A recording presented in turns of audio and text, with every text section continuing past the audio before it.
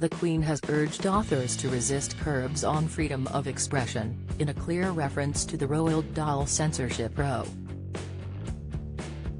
A source close to Camilla said she was shocked and dismayed that publishers Puffin had made hundreds of changes to the original text of the much-loved children's books.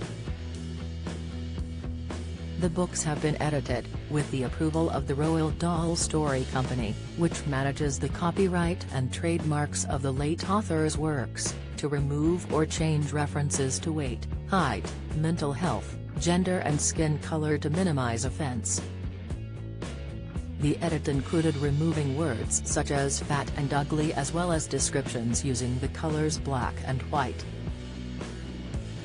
But in a speech at a Clarence House reception to mark the second anniversary of her online book club, The Reading Room, the Queen told a group of assembled authors, "Please remain true to your calling, unimpeded by those who may wish to curb the freedom of your expression or impose limits on your imagination."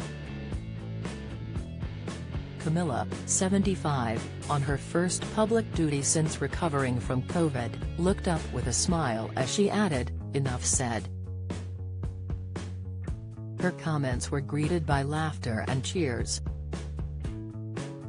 Well-placed sources said her remarks were to be taken as a broad reference to the controversy over the censoring of Dahl, a Second World War RAF fighter pilot who became one of the 20th century's greatest storytellers for children, selling more than 250 million books.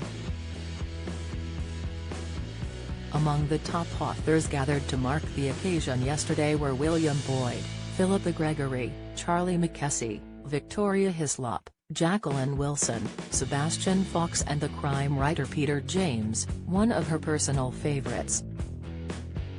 Mr. James, whose Bright and Setroy Grace detective books are particular favorites of the Queen, said, "It's marvelous to hear such common sense from one of the highest platforms in the land," and there was a resounding cheer among the invited writers. The Queen Consort has long been a fan of books and writing but is also, as she made crystal clear, a supporter of freedom of speech and expression. On the Dahl debate, he added, "The big question is how far back are we going to go? Are we going to censor Dickens? There is some pretty tough stuff in Dickens that is quite offensive. Are we going to look at Shakespeare? I think what we have got to accept is that it was a moment in time and this is now." Camilla, who was joined by the King at the event, announced that the book club has become her first new charity as Queen Consort. The Queen's Reading Room, which will hold its first literary festival at Hampton Court Palace in June with a star-studded list of speakers, will work to improve education and foster a love of literature among both adults and children in the UK and around the world. Surrounded by writers yesterday, Camilla urged all of those gathered to take the most enormous pride in their profession and in the part they play in opening readers' eyes to others' experiences. She cited a stirring speech given by U.S. writer John Steinbeck when he received the Nobel Prize for Literature in 1962, a copy of which, she said, should be on the desk of every author to act as an encouragement and reminder of what Steinbeck described as the ancient commission of the writer. "This is not to squeak like a grateful and apologetic mouse but to roar like a lion out of pride." The editing of Dahl's works began under a review started in 2020, when the company was still run by the Dahl family, and concluded last year after the estate was sold to Netflix. It has divided the literary world, but authors assembled at Clarence House yesterday lined up to support the Queen's intervention. William Boyd, the author of A Good Man in Africa, said, "I think children go to Roald Dahl for precisely the reasons they are excising the books. It's part of the slightly illicit appeal, and if you sanitize it you might take away what makes Roald Dahl interesting. I understand why it's happened, but, if you ask children why they like Roald Dahl, it's because he is naughty and transgressive, so you end up throwing the baby out with the bathwater." Puffin has defended the editing, saying it was not unusual for publishers to review and update language as the meaning and impact of words changes over time. Camilla also met children from Our Lady and St John's Primary School during a visit to the new JCA London Fashion Academy in Brentford, West London.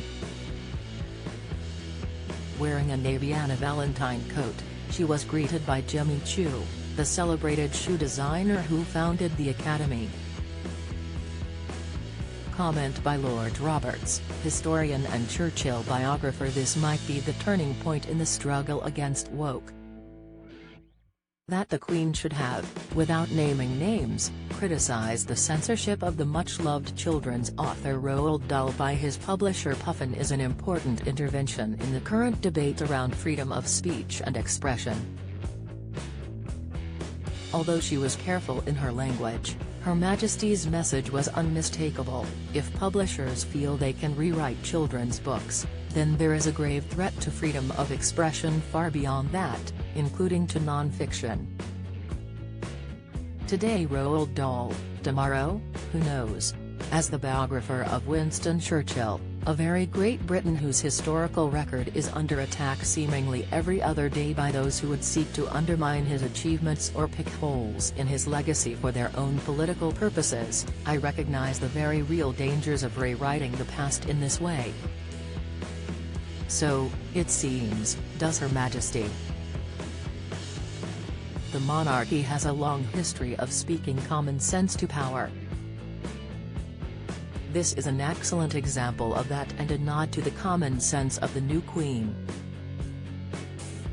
She is in good company, joining luminaries as varied as Sir Salman Rushdie, who knows the power of the censor more than most, and the Prime Minister in speaking out against literary vandalism and opposing censorship. Thus far, many people have been scared to stand up against the woke crowd for fear of being castigated or cancelled, but you can't cancel a Queen of England. The Queen has bravely ranged herself behind the principle of free speech, and those who seek to censor or eradicate the past on the grounds of modern social mores should take note of this commendable intervention.